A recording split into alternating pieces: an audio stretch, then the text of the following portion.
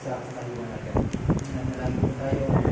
Salamat po o Diyos muli sa salita na inyo na napahayag sa aming kalaminan. Muli po namin nilimos ang tulong ng Banal na Espiritu na palagi po niya makikinig at po o Diyos makikinig. Maraming salamat po muli sa biyaya, salita mo na saan po kami po alalawa po namin. Tawag po sa mga kulang, salamat. Pagdalahin sa pangalan ng Jesus. Amen. Right, so of course, bilang mga Kristiyano, bilang mga mananampalataya, o sa inyong paglilakad na iyong pananampalataya, bilang maglakad kay Kristo, mayroong panawagan ng Biblia na tayo po ay mamuhay na naayon sa kanyang kaluwalhatian. Hindi lamang po yun, maging sa kanyang kalooban. Tingnan po natin kung ito po ba ay nagaganap o nagagampanan po natin sa ating paglalakbay bilang mga Kristiyano, na kung saan habang tayo po ay naghihintay muli sa kanyang pangalawang pagbabalik, makita po natin na ito ba ay kalugod-lugod sa ating Diyos, mga bagay na nagbibigay ng kaluwalhatian sa kanyang pangalan, which is ito ay nakikita o napapansin ng mga tao na nakapaligid po sa atin. It is tayo po ay from time to time, ay sinasabi po tayo na ay mananampalataya. Kaya hindi po natin kayang gawin sa pamamagitan ng ating sariling lakas, kundi sabi ng Biblia, ito ay isang buhay na pinapalakas ng Diyos. So, in our strength, we cannot do. Nangyayari po ito because merong kapangyarihan ng Diyos na gawin po ito. Kaya lang, of course, ito ay nakaugat sa kanyang salita. Na kung hindi naman nakaugat ang salita sa atin, hindi nakaugat sa salita, ay hindi mangyayari po yun.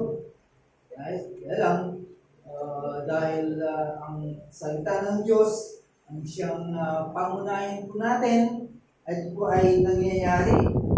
Hindi lamang po yun. No? Ito po ay may tatak na pasasalamat sa biyaya na natamo natin kay Kristo Jesus. Ano ba yung biyaya na natamo natin? Kay Kristo, of course, yung tayo po ay napalaya sa kapahamakan, sa parusahan ng kasalanan, even doon sa bitag ng kasalanan. Yan po yung mga biyaya na natamo po natin. At ito po, siyempre, yung kaligtasan na kung saan ay ating ini-enjoy sa buhay po natin. Kaya bilang mga mananampalataya, hangarin ito.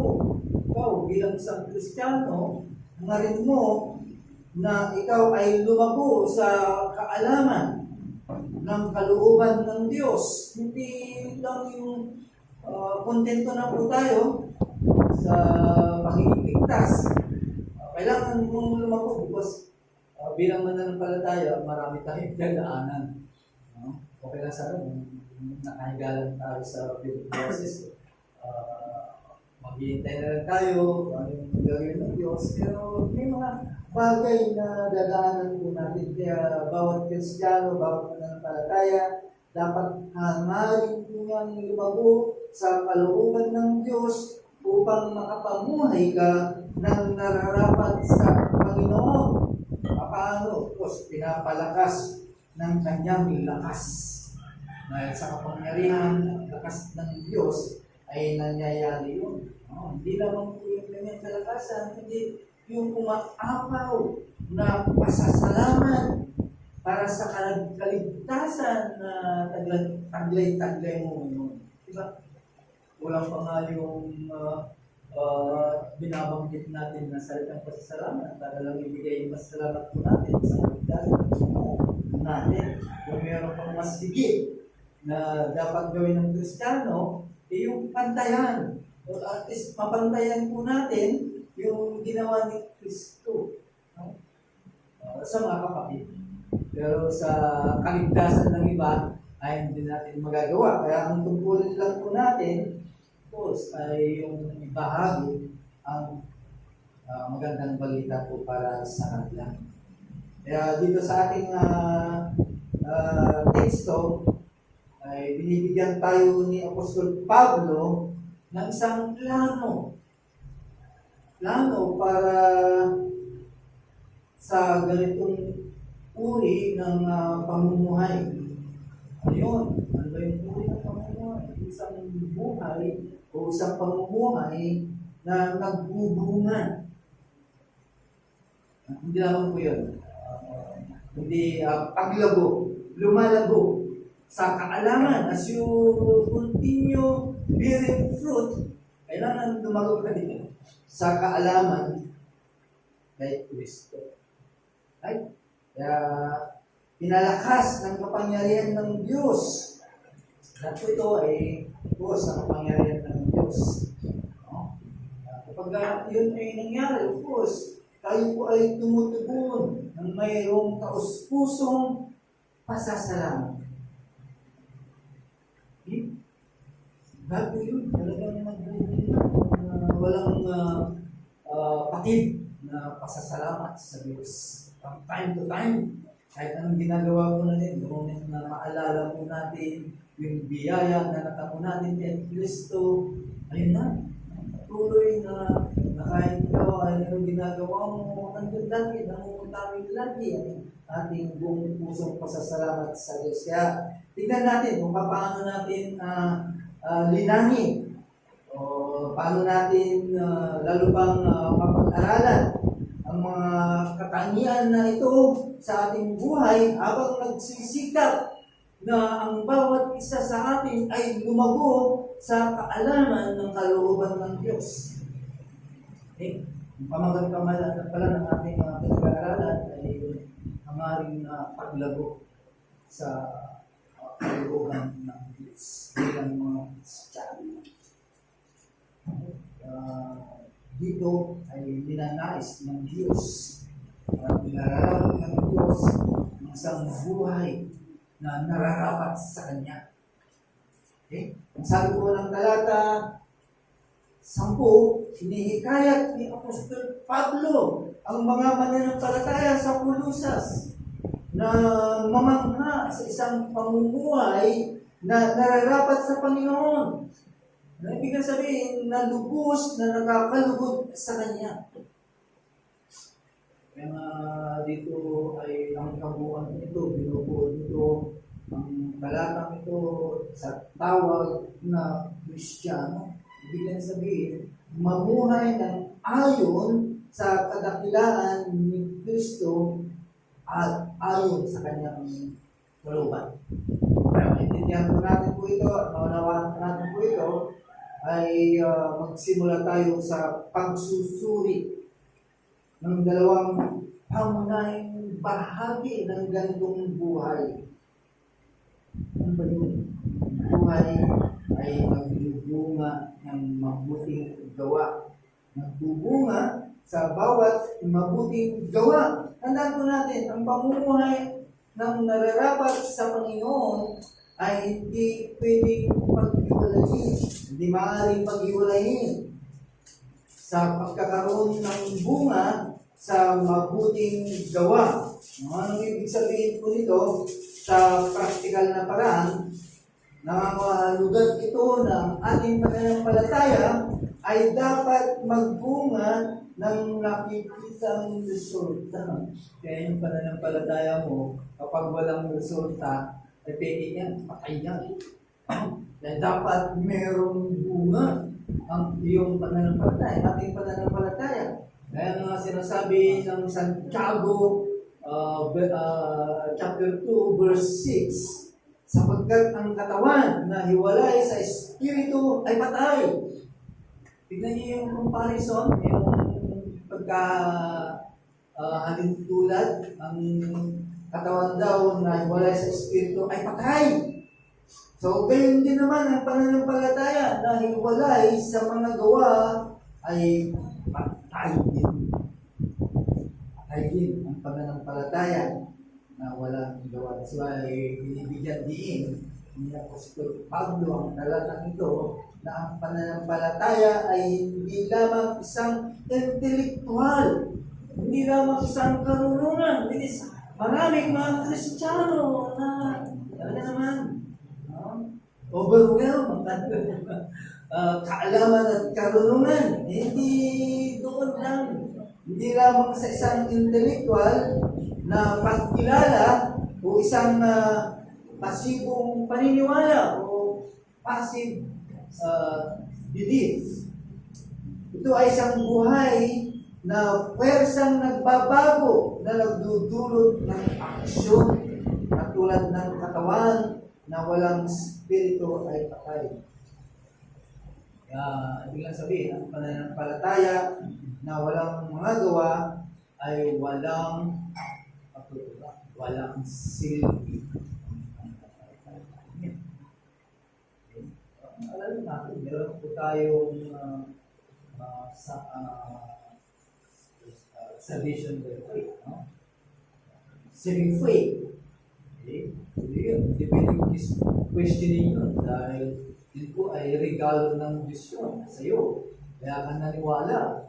O walang tao na sa sarili niyang paniniwala na paniwalaan yung ginawa ni Kristo. Never. No? Na paniniwalaan niya yun kasi talagang binakuran ng demonyo yung understanding mo para hindi paniwalaan mo. Diba? Ngayon, because of God's mercy and grace, binigyan ka pananampalatayang nagliligtas. Kaya napaniwalaan po natin po yun. No? Pero yung dito yung binabanggit na pananampalataya, ito yung pananampalataya na kung saan sinasabi mo ay Kristiyano ka, dapat may bunga ito. Nagbunga pa yung bunga o kaya titik yung bunga. Diba? Damo na ikaw ay nagsasabi na ikaw ay tagapagmana. Sinabi po ng text po natin, dapat nag-uumapaw din yung mga bungang yun. Kaya kapag walang bunga ito, ay walang silbi. Kaya ang tunay na pananampalataya ay ipinapakita sa pamamagitan ng mga gawa na ayon sa kalooban ng Diyos. Kanina, nag-usapan nila yung works. Ay,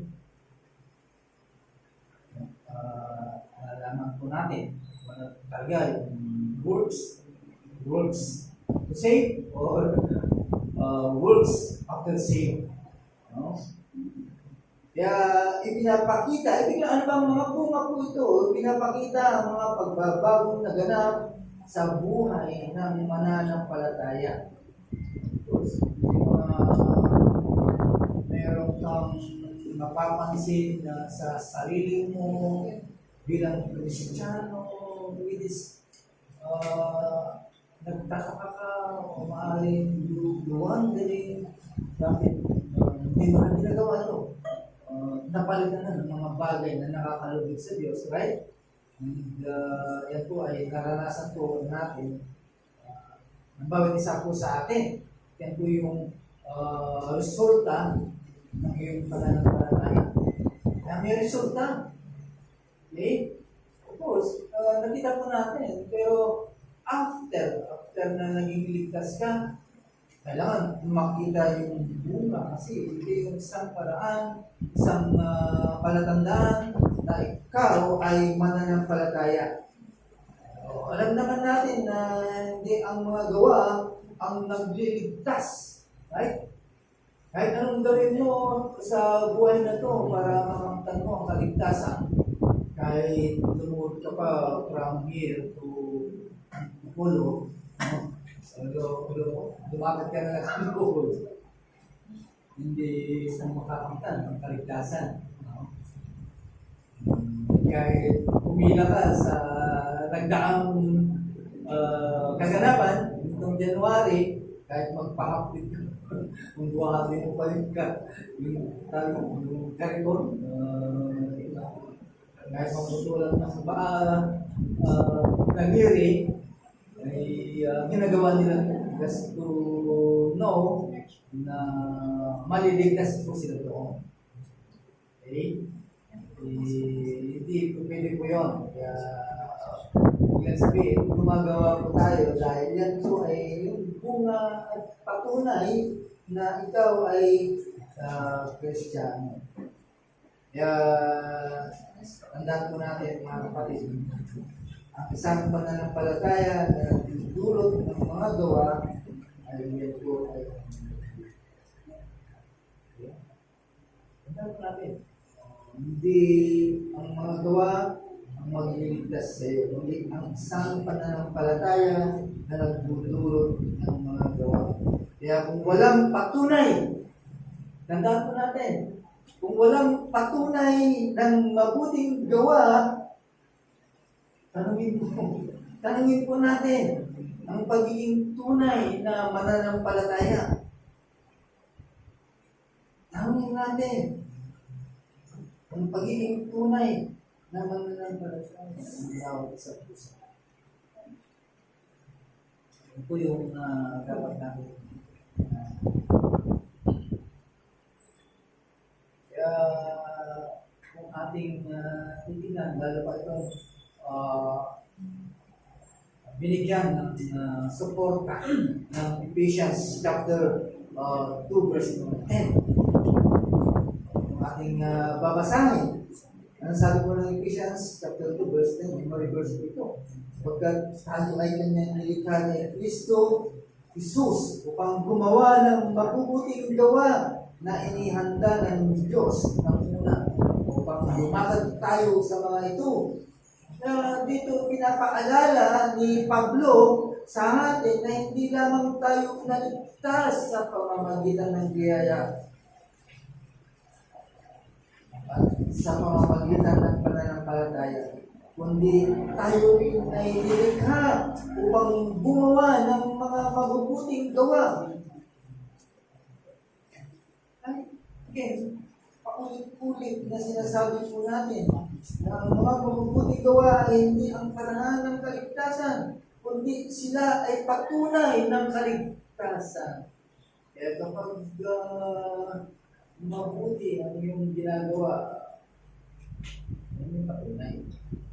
Pero kami ligtas, walang patunay. Wala kang talagang akong ginagawa kabutihan. Ibig sabihin, hindi ba ako ligtas? Tingnan po natin kasi yung gawa, mabuting gawa, natin babalik na rin.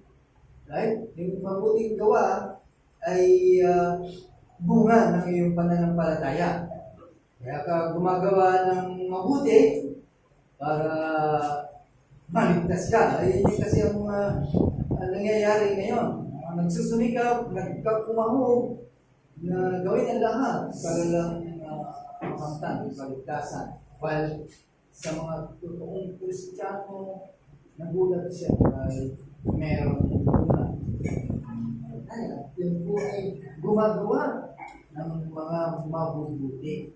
At yan po yung hangarin ng ating Panginoon.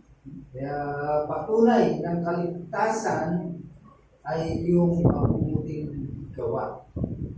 Kaya tandaan po natin, inihanda na ng Diyos ang mga gawang ito para sa kanyang mga tao na isang katuparan.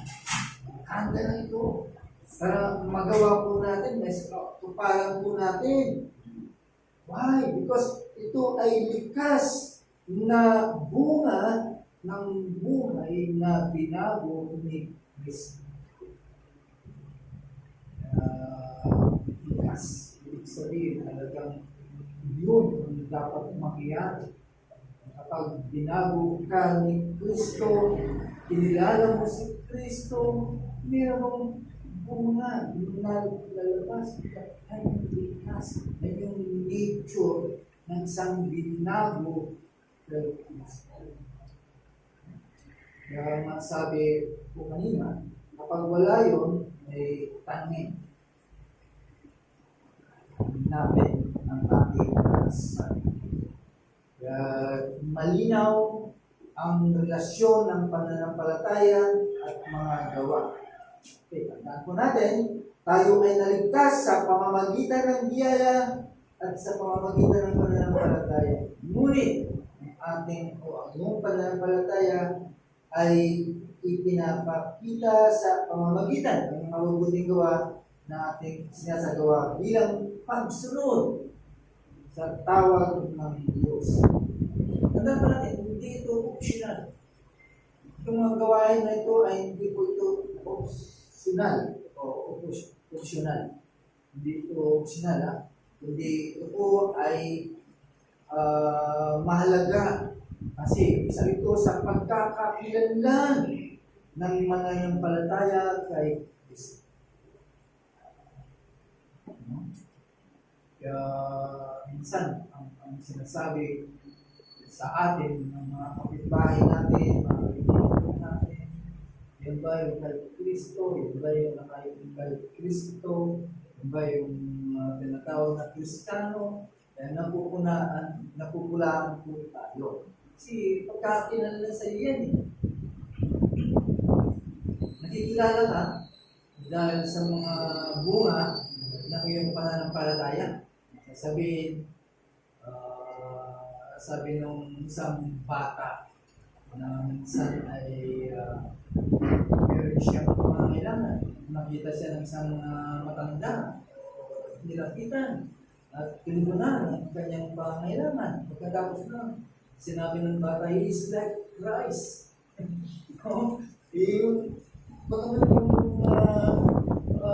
sinabi ng bata, nakita po niya na mayroong mabuting gawa yung nagsasabi ng mayroong Kristo sa kanyang buhay. Mayroong nakita ng tao doon sa tao na nagsasabi siya ay mananampalataya kay Kristo. Tandaan po natin, ito yung nagsisilbing pagtuo sa mundo ng pangyarihan ng Ebanghelyo. Sa pangyarihan ng Ebanghelyo, ibig sabihin na bago ang isang tao sa pamamagitan ng Ebanghelyo, hindi lamang tumanggap ng kaligtasan, hindi merong nagbago sa kanya. Yun yung pangyarihan ng Ebanghelyo. Kapag tinanggap mo yung Ebanghelyo, hindi lamang kaligtasan ng matatamo, kundi ang buhay mo ang magiging kalugod-lugod sa Diyos. Yun yung paraan. Okay? Yung nagpapakita na ang pananampalataya ay hindi lamang passive, kundi ito ay active. Makikita nila yung resulta.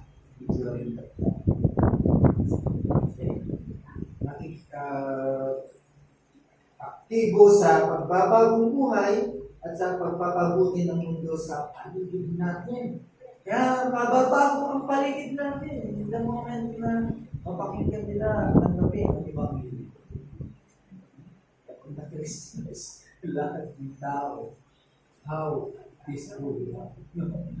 Eh, ang magbibigay ng kapayapaan.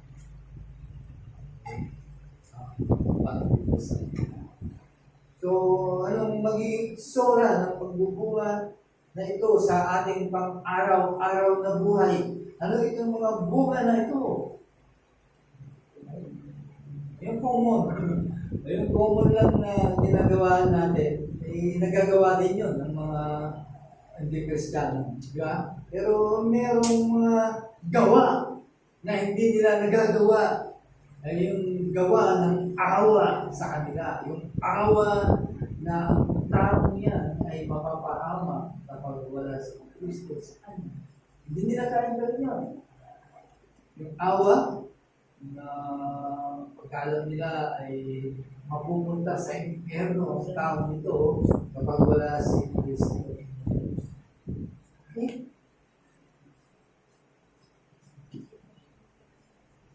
Yung gawa ng awa. Diba?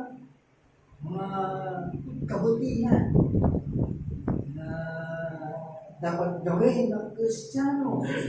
Mga katarungan. Diba? Gagawa ba natin po yun? Gagawa po natin yun.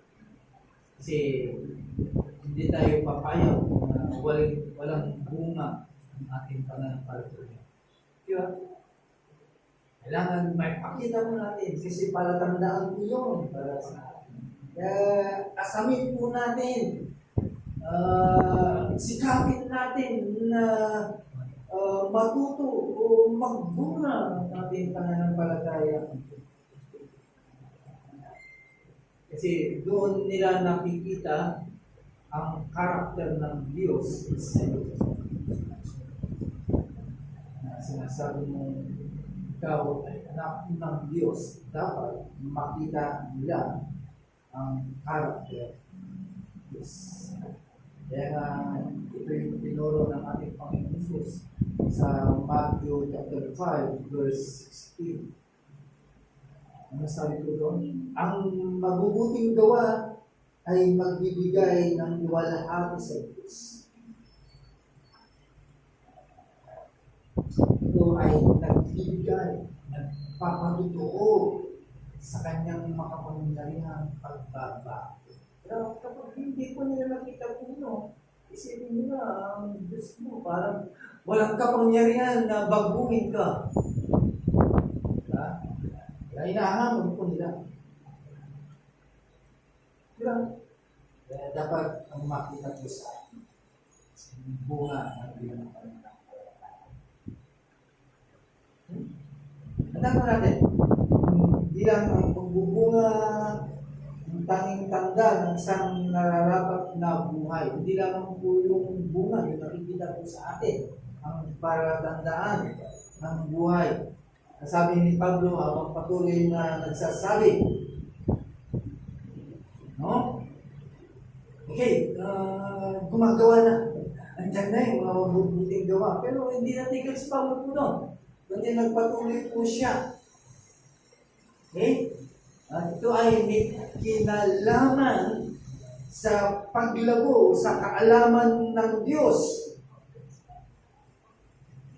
Diba? Palatandaan din po yun bilang isang mananampalataya.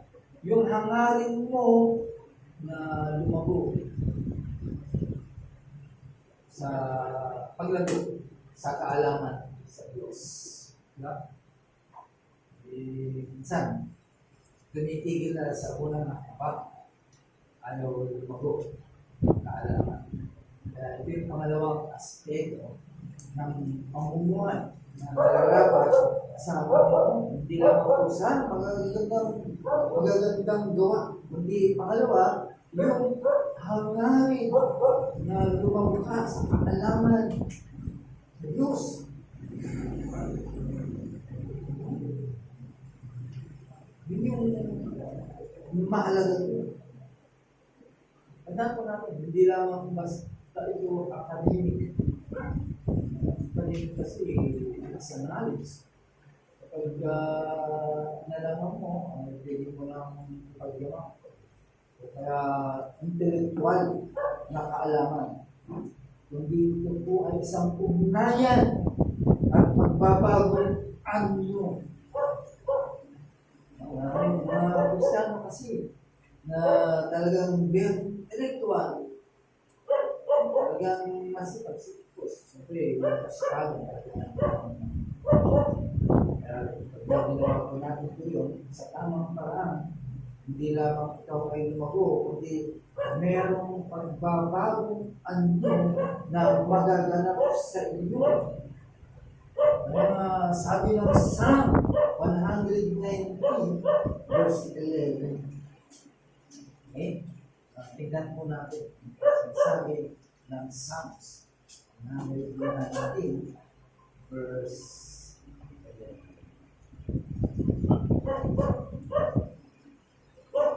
Sabi ko dito, ang Psalms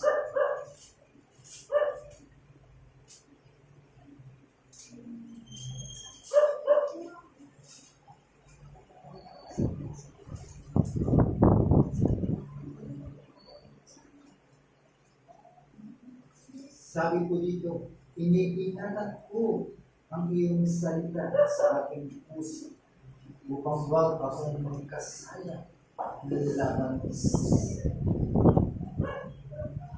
mahalaga ang pagtatago ng salita ng Diyos sa ating mga puso. Bakit? Kasi ito yung paraan ng spiritual ng paglago at protection laban sa kasalanan. Sinasabi ng talata ito, ibig sabihin, ang salita mo ay iipunin ko sa aking puso upang hindi ako magkasala laban sa iyo.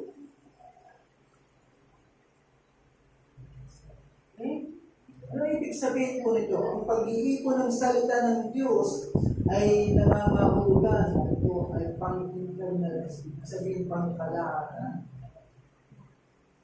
Ginagawa ito sa ating pag-iisip.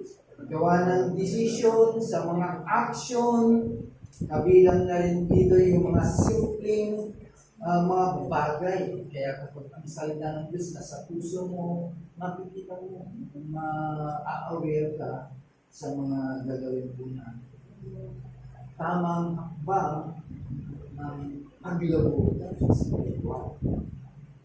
Okay? Kaya ang talatang ito ay tungkol sa pagpapantuturo na paghubog. Hindi lamang paghubog sa sarili mo, kundi paghubog sa ating mga pananaw sa buhay at mga pagpapahalaga. Okay? Ginamit po dito yung puso kasi ito yung intellectual na kabuuan ng ating iniisip, emosyon, kalooban, mga hangarin. Kaya nga kapag ang salita ng Diyos ay nanananan sa iyong puso,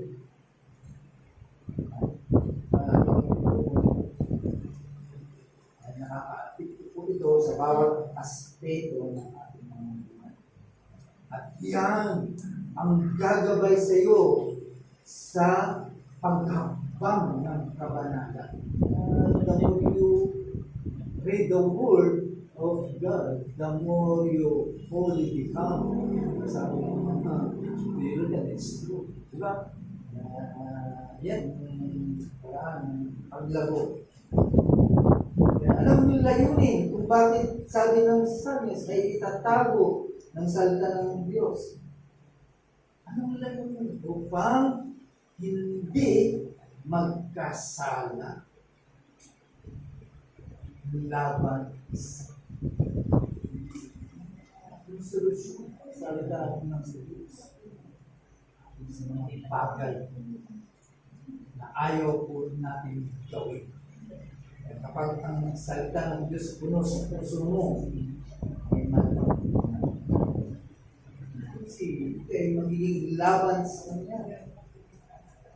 Kaya minsan, ang pagkakasala at ito ay kakulangan sa pag-iimbak ng salita ng Diyos, sa pagkaunawa o pagpapabaya sa katotohanan ng Diyos. Kasi ninyo, kapag ang puso mo ay napuno ng salita ng Diyos, mayroon tayong patuloy na mapagpupunan upang matukoy mo kung ano ang tama at mali. Okay? Sikapin natin. Kasi kung ating sikapan ang salita ng Diyos laban sa ating Diyos, ito ay magiging tanglaw, magsisilbing ilaw sa ating mga paa at iwanan sa ating Diyos. Ito yung sinasabi ng awit ng kaya ito yung patunay kung paano lumakad, mamuhay ang mga Kristiyano alang-alang sa kabanalan.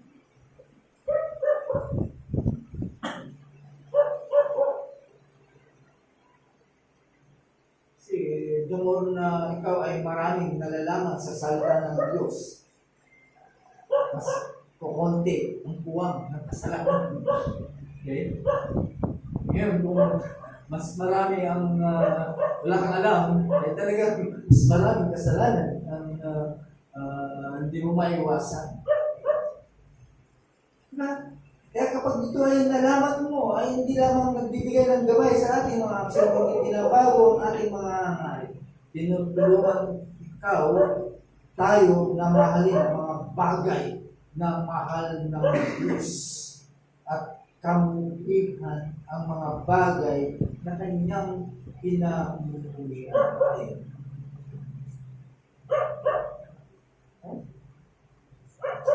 Hangarin po natin ang paglago sa karunungan o paglago sa paglago sa Diyos.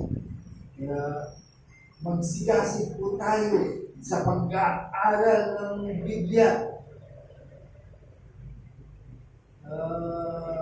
Magmuni-muni o kaya i-meditate po na. Pinag-aralan ko dahil sa kanyang meditation, no? Nagbigay sa kanya ng guide. Kaya lang pala kanyang meditation. Kaya kapag meditate mo ang salita ng Diyos, ang magiging bunga nun, siyempre, salita ng Diyos. Sa kanya, iba yung meditation. Pero it's a perfect gesture, no? Para sa isang Kristiyano. Siyasatin mo ang kasulatan. And then, i-apply po natin sa ating buhay. Kailangan po lang natin ng pagsusumikap at dedikasyon. No, hindi ito passive doing. Hindi ito pasibong gawain. Hindi ito po ay isang aktibong pakikisalamuha sa katotohanan ng Diyos. Diba? Habang ikaw ay nagsusuri na lumago sa iyong pangunawa sa kalooban ng Diyos. Of course, yan po yung kalooban ng Diyos para sa atin. God will sustain us. Yan po ay sa kanyang kapangyarihan. Talagang magbibigyan po tayo. The more ang salita ng Diyos ay tinago mo sa puso mo, po natin, even those suko o tentasyon, tukso sa buhay ay malalagpasan ko.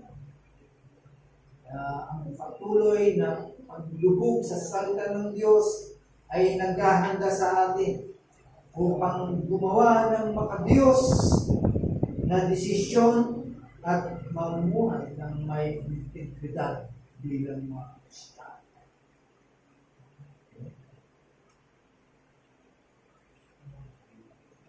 Kaya nang makita ni Pablo yung nararapat na pamumuhay sa Panginoon, ay lumipat sa kagad. Si Pablo, pansinin po natin, saan nagmumula yung lakas upang mamuhay ng ganitong uri ng buhay. Ito yung buhay na kung saan pinalakas ng ating Panginoon. Ngayon po yung sinasabi ng talata 11. Diba? Yung text na to ay talagang binibigyan ng diin ni Pablo na hindi dapat tayo umasa ang tayong mga mananampalataya sa sariling lakas, hindi sa lakas ng Diyos. Sabi ko doon, pinalakas ayon sa kaluwalhatian ng kanyang kapangyarihan. Dahil natin yung lakas na ito, hindi ito galing sa atin, ito ay mula sa Diyos, hindi mula sa atin. Kaya sabi ng 2 Corinthians chapter 2 verse 9, ang aking biyaya ay sapat para sa iyo, sapagkat ang aking kapangyarihan ay ginagampanan sa kanya. Kapag kilalanin po natin yung lakas na mula sa Diyos. na nagdudulot sa atin ng kababaang loob at pagtitiwala. Anak natin, kailangan natin siya, hindi tayo makapaglakbay ng mag-isa. Sa ating pagsunod kay Kristo, hindi ka magkakagupan yung kakayahan yung viral sa pagsunod kay Kristo. Hindi kailangan mo ang tulong. Kailangan natin ang tulong. Ano mangyari mo? Diyos, upang sapat na mapagtagumpayan mo ang nais mo. Maraming mga Kristiyano lalo na sa mga pasusunod. Maraming mga Kristiyano din nakuha ang bagsak dahil sarili lakas nakakala nila kaya. Kaya ang isang buhay na punong-puno ng pasasalamat sa Panginoon, of course, dahil sa nangyayari, dahil sa biyaya na natamo po natin, dahil sa biyayang kaligtasan na natamo po natin. Hindi ka na puno ng pasasalamat, ay kapag hindi umapaw ng kaligayahan at pasasalamat sa puso mo, hindi ko nila alam. Di ba? Ang isang tao kasi, kapag nalaman niya na ang kaligtasan ay naka Kristo, at ito po ay pinaniniwala na tinanggap, mapupuno yan ng kagalakan. Kahit saan pumunta yan, magwawala yan. Ibig sabihin na magwawala, sasabihin niya na si Kristo, ang tanging pag-asa. Ano yung nangyari? Ano yung mga ating mga Pentecostal brother? Doon mo makikita sa kanila ang kagalakan, ang bukan ng kanilang panananggalang. Wala silang sinasanto. Makakahari ka man, pulis ka man, kusino ka man. Wala pakialam, basta ang gusto ay may parating sa'yo, sa kanila, na mayroong Kristo na nagliligtas. Wala silang kinakatakutan. Nasa Saudi talagang wala kaming kinakatakutan doon. Kaya lang, siyempre, maraming mga Pilipino na ginamit ng demonyo, sinubok yung lugar. Some pinaway, some pinulong, some pinutulan ng ulo. Ito yung kaligayahan ng meron na pasasalamat dahil sa kaligtasan ng mga kaya sa kawakasan, tinawag ni Pablo ang mga mananampalataya na magpasalamat sa Kolosas. Anong sabi ng verse 12? Balikan natin. Na nagpapasalamat sa Ama na nagbigay sa inyo, sa kanila ng karapatan makibahagi sa mana ng mga banal sa kaliwanagan. Ano ba yung banal? Tawag ito, yung mana, inheritance. Ikaw, tagapagmana ng langit. Tayo lahat ay tagapagmana ng langit. Kaya kung gusto mong may mana ka, o wala kang mamanahin dito, kilalanin mo si Kristo. Mayroon kang man. Malay mo, may mansion ka doon. It's true. Sinabi ng Bible, hindi ko alam, literal na mansion ko. Yan yung mamanahin. Imagine yung mana. Kung mayroong mana, pinag-isipan natin yung mana, ay excited po tayo. Nagpapasalamat na tayo. Kahit hindi pa natin natatanggap yung mana na yun. Sapagkat bilang kabahagi ng mana na yun, ikaw na ngayon, kabahagi ka, ay talagang magpupumapaw ng pasasalamat. Bakit? Kasi ito yung pribilehiyo ng kaligtasan. Meron pa namang niligtas na hindi man lang magkasama. Tumalibog na lang. Di ba? Once, kahit man lang once, hindi sa atin talagang anytime, every time, tayo po talaga nagpapasalamat sa Diyos. Dahil sa kaligtasan natin. Kasi talagang natin, pribileyo na sa ito ng kaligtasan at pasalamat. No? Yun, bakit ka nagpapasalamat? Because you have the inheritance. Meron kang karapatan sa makibahagi sa mga ay aking naliwanag ni Pablo na nagsisimula ng ating pasasalamat sa pagkakilala ng ginawa ng Diyos.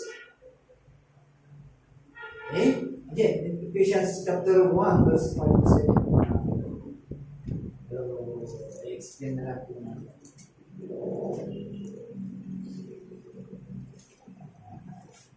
Okay? Pinalala ni Pablo sa atin yung malalim na katotohanan ng biyaya ng Diyos sa pamamagitan na gawaing pagtubos ni Kristo. Ay, sa pamamagitan ng sakripisyo ni Kristo, ipinagkasundo tayo ng Diyos. Wow. Dati, you are enemy. You are the enemy people. Nagkakatayuan mo. Kapag wala ka kay Kristo, ikaw ay kaaway ng Diyos. Hindi lang kaaway, o yung kaaway, pwedeng mangyari yun eh. Pwedeng mawala yun kapag naging kaibigan mo. Pero yung enmity, hindi pwedeng mawala mo yun. Kaya yung sakripisyo ni Kristo, yun yung bagay na ipinagkasundo tayo ng Diyos. Okay? Pag kinilala mo si Kristo, Diyos, nawala na yung galit ng Diyos sa iyo, hindi pinagkasundo. Vibes na kayo ng Diyos. Magkasundo na kayo.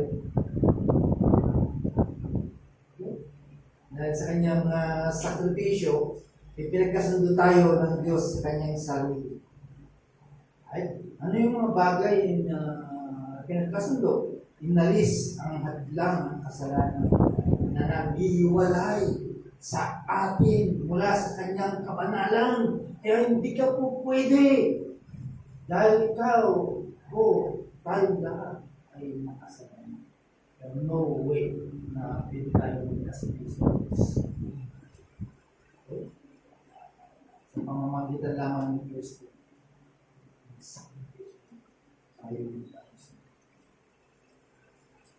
Okay? Yung pagkakasundo nito ay hindi lamang isang abstract. Abstract, alam niyo ba yung abstract? Pag sa drawing, ganyan lang.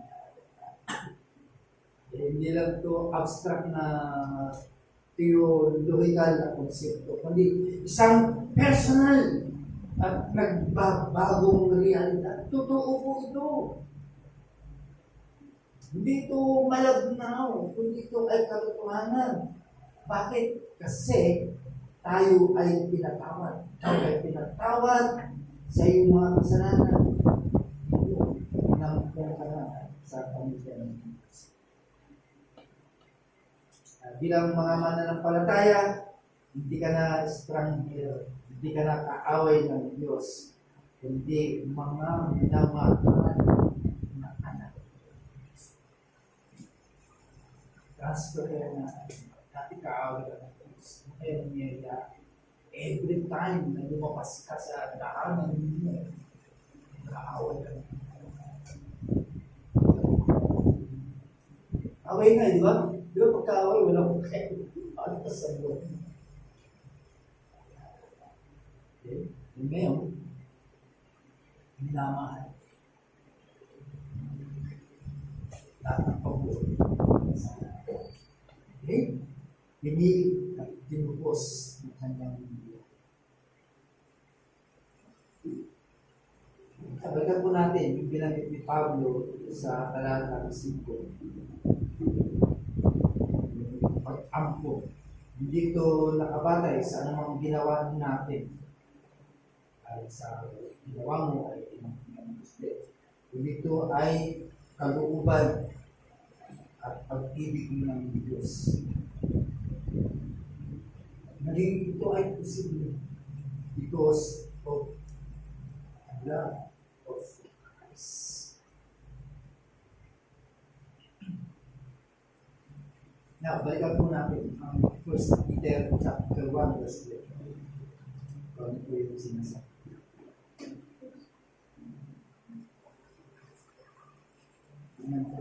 Ano po ang sinasabi na 1 Peter chapter 1 verse 3 and 4 para makita po natin yung kaliwanagan ng likas ng yung minana, yung mga minana po natin. Tingnan po natin kung ano po yung likas na mga mana na ito. 1 Peter chapter 1 verse 3 po, nasabi po dito. Si Pedro, na apostol ni Yesu Cristo sa mga hinirang na ng ibang bayan na nasa pangalan sa Punto Galacia, sa Polisia, Asia at Atenea. Pinili at itinalaga ng Diyos Ama at ginawang banal ng Espiritu upang sumunod kay Yesu Cristo at mawisikan ang kanyang pugo. Biyaya at kapayapaan nawa ang sa inyo. Puri ng Diyos ang Ama at ang Panginoon sa Kristo sa pamamagitan ng kanyang malaking kahabagan ay muli tayo pinanganak sa isang buwan ng pag-asa sa pamamagitan ng pagkabuhay sa Kristo mula sa mga patay. Hanggang verse 4, tungo sa isang mana. Okay?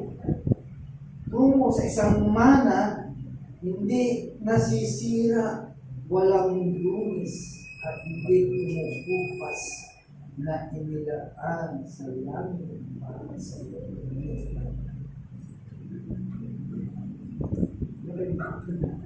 Sa akin, pagmana ko, buhay mo walang ganda. Pagmana ko ng buhay mo walang ganda. Ewan ko pa kung ano pala yung pamamana sa akin. Pero sure ko yun siguro. Mga pamana na hindi ko pas. Hindi katulad ng mana dito sa lupa na nasisira, napapalitan o nawawala ng halaga. Ang mana na pinangako ng Diyos ay walang o hindi nasisira. Nangangahulugang hindi ito pwedeng magulo, masira sa paglipas ng panahon. Ito ay hindi nadudumisan. Mga lugar na ito ay malaya sa kasalanan o kapinsalahan. Malinis at walang kapilipasan. Ito ay hindi kumukupas na nagsasabi sa atin na hindi po nagbabagong kalikasan. Ang mana na ito ay hindi napapailalim sa pagkasira o paglipas ng panahon. Nakatangian ng mga bagay sa mundo. Hindi ito ay walang hanggan. Magtatagal, magpakailan na sa kanyang buhay. Sa lahat, ang mana na ito ay sumasaklaw sa buhay na walang hanggan at malam na pakikisalamuha sa Diyos. Ito yung pinakahuling gantimpala, ang pinakanaisip ng ating mga puso, ang makasama ang Diyos magpakailan. Yes, lahat po tayo, talaga niya yung pinapangarap ko yung makita natin ang Diyos sa kanyang presensya, maranasan natin yung patuloy na pag-ibig na tinaw, ibinibigay po sa atin. Dumating po tayo sa langit at makikita po natin ang kanyang kaluwalhatian. Tandaan natin mga kapatid, ito yung katuparan na original na layunin ng Diyos para sa katauhan. Ito yung layunin. Ang kanyang layunin talaga ay magkaroon ng perfectong pakikisalamuha sa Kanya na hindi dapat mahadlangan ng kasalanan o pagduro sa kamatayan. Kaya nangyari. Pero gusto nang ulit ibalik ng Diyos at kasama po tayo sa pagmana. Okay? Yun yung ating makakapag. Kaya kay Kristo, hindi lang tayo pinatawad, pinagkasundo, kundi dinala sa isang posisyon na walang hanggang pabor. Hindi lang ikaw pinatawad, mga kapatid. Hindi merong walang hanggang pabor. Kaya ang mana na ito ay magpapaalala sa atin. At yan ang magbibigay ng pag-asa. Hindi mga material na bagay, pansamantala sa buhay na ito, kundi yung mga hindi nagbabagong pangako ng Diyos na iniingatan para sa atin sa pamamagitan ng gawaing pagtubos ng Jesus. Kaya mayroong kang karapatan na mamuha na may pag-asa. Tayo, hindi mga tao na tinitiis ang pagsubok sa buhay. Hindi bilang mga tao, sa isang dakilang hinaharap. Ano yun, mga kapatid? Meron kang hinaharap na ito ay napakadakila na ipinangako ng Diyos, ng isang Diyos, isang nabahaging Diyos na ipinangako sa bawat isa po sa atin.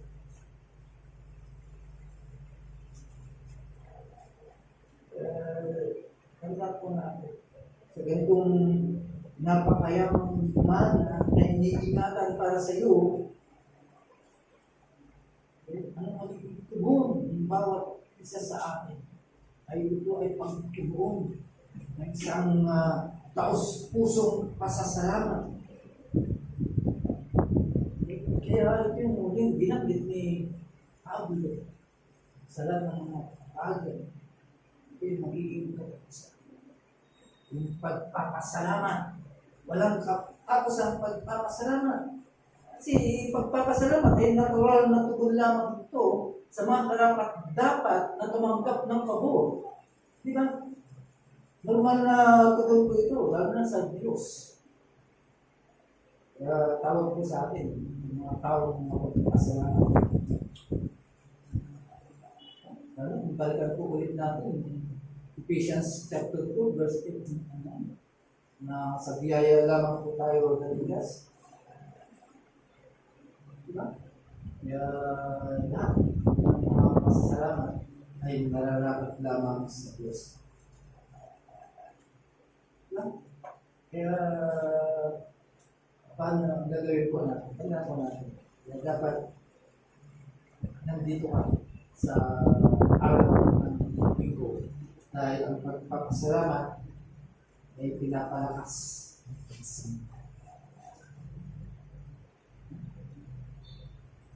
Kasi sinabi po ng Psalms 100 verse 4. Sabi doon, pumasok kayo sa kanyang mga pinto na may pagpapasalamat at sa kanyang mga luban na may mga kapatid. Hindi lamang dito sa loob ng simbahan ang pagsigaw ng pagpapasalamat. Yung personal prayer o sa pagsimba, sa paglilingkod, dapat yung mga gawin po sa kung titignan po natin sa liwanag na ginawa ng Diyos, pasya tayo bilang mga Kristiyano na mamuhay ng mga buhay na dapat sa Panginoon. Na pinalakas ng kanyang lakas na pag umapapaw ng pasalamat para sa kanyang kamanghamanghang biyaya. Okay? Paano natin i-apply sa buhay na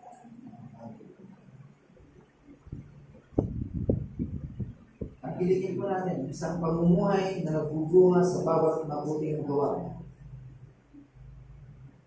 May apply po natin maghanap ng mga pagkakataon o mga pagsilbi at may pakita ang pag-ibig sa iba, sa kapwa simbahan, lalo na sa household of faith, sa inyong komunidad, saan ka man nabibilang.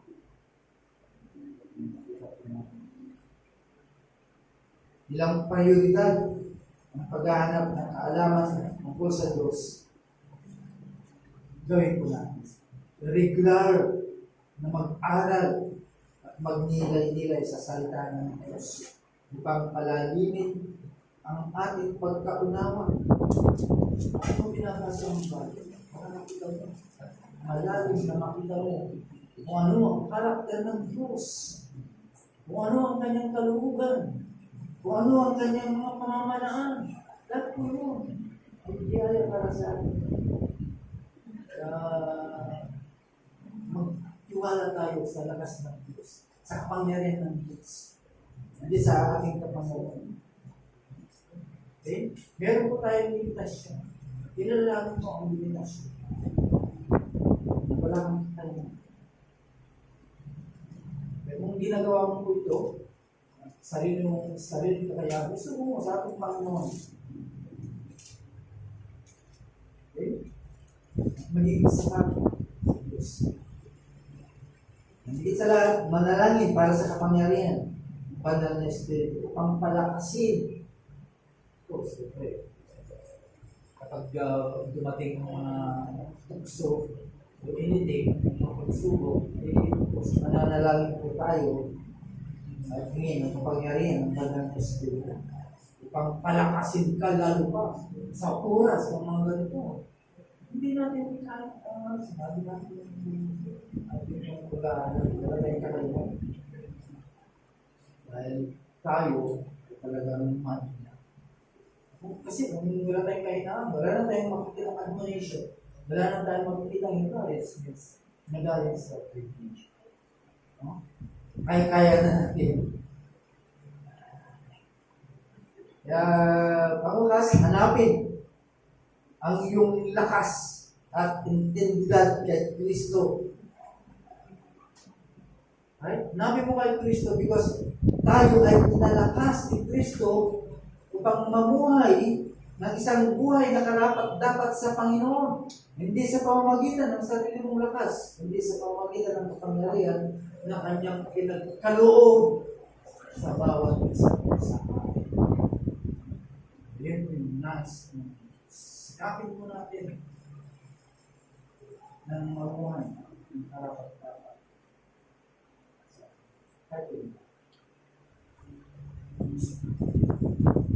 Diyos, kami pinapapasalamat sa mensahe kahit na sa natutunan ko namin na buhay, walang hindi manangan lamang po kami.